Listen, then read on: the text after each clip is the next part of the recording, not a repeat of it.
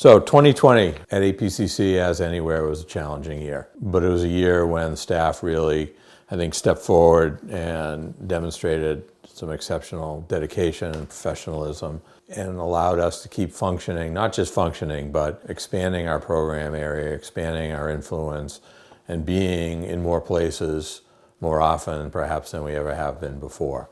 So APCC, like a lot of organizations, operated remotely throughout the course of 2020 out of respect for and a caution for the well-being of our staff, our volunteers, and the people who interact with us. And yet we were still able to do an enormous amount. Our work broke down a number of different categories. We have an always ongoing focus on climate change issues. And we view the challenges that the region, on the heels of the storm we just had several days ago, the climate challenges are significant, they're pressing on Cape Cod, and we're already feeling the impact of climate change on the region.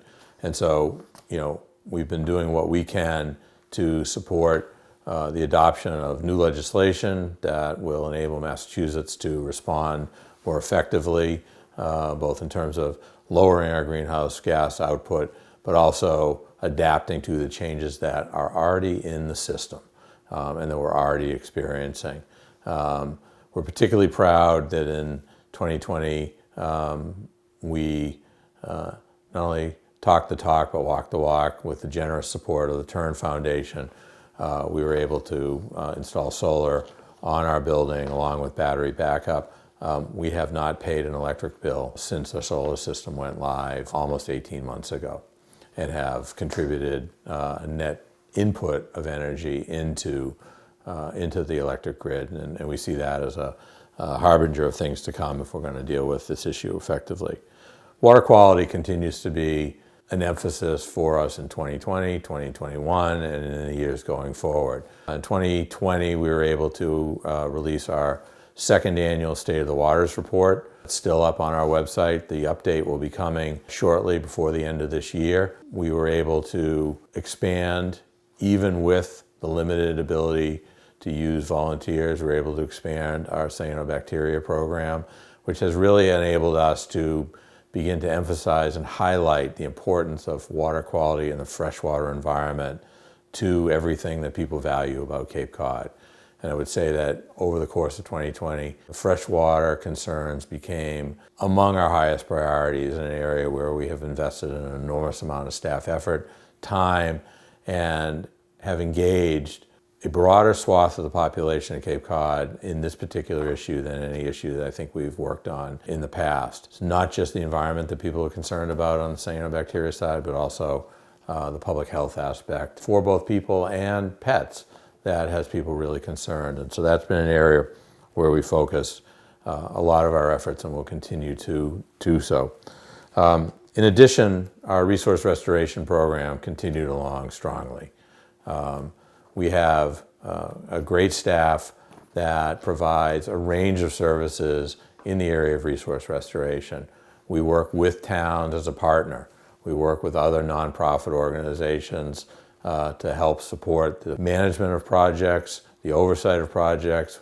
We do pre and post monitoring of restoration projects, and in doing so build a greater base of knowledge on what techniques work, how we address resource restoration to maximize water quality benefits, storm resilience, and habitat restoration through resource restoration. And we're finding more and more interest in those initiatives as the region turns to try and figure out how best to mitigate and manage a number of the problems that we've been able to document over the years. And lastly, in the areas of education and outreach, all of the things that we're working on rely on an informed public to take information and translate that information into action.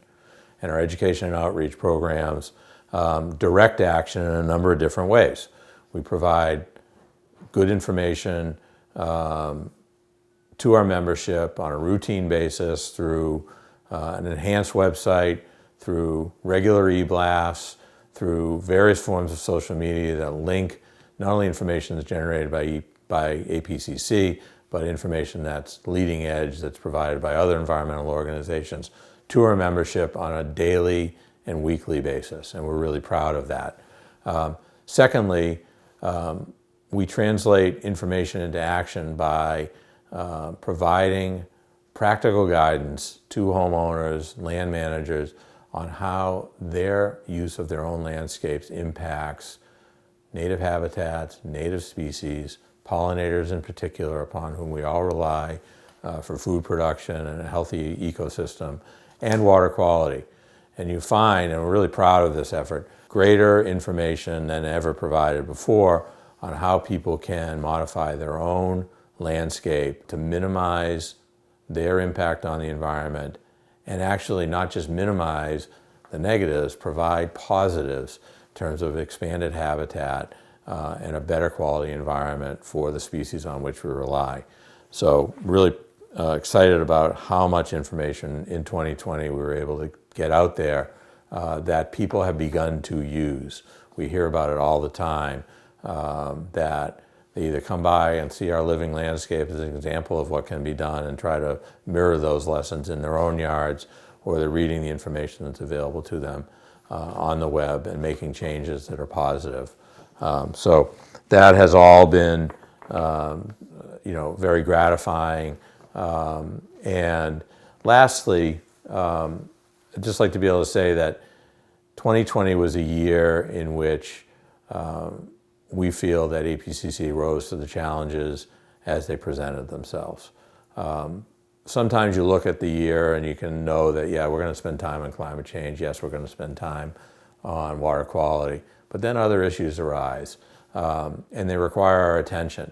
And because we've been able to maintain and build a strong staff that has diverse expertise and the ability to jump on issues as they emerge, and because, frankly, we've gotten the support from our membership that we've gotten over the years, and in particular in 2020, we've had the capability to jump on issues as they emerge. And in particular, the issues that I'm talking about are perfluorinated compounds in drinking water supplies, which began to become much more known in 2020, and it's something that we have expertise in and have begun to engage and provide information to members on how best to understand and process this issue. And it's an issue that's going to emerge as a greater presence in the public health conversation and environmental protection conversation in 2021 and into 2022, and you'll be hearing more from us in the future. But also the machine gun range. As 2020 rolled around, the machine gun range, for reasons that largely are attributable to the secrecy with which the military proposed the project. In the first place, it frankly wasn't on our radar screen. It became one of the most dominant issues on our agenda in 2020 and then into 21. APCC, I think, has proved its value on these issues and on some of the other issues we've already talked about. But our ability to do so depends upon us being and continuing to be a strong organization. I think, as you heard in the Treasurer's report, we have put ourselves in a strong enough financial position to be able to respond to those types of actions and activities.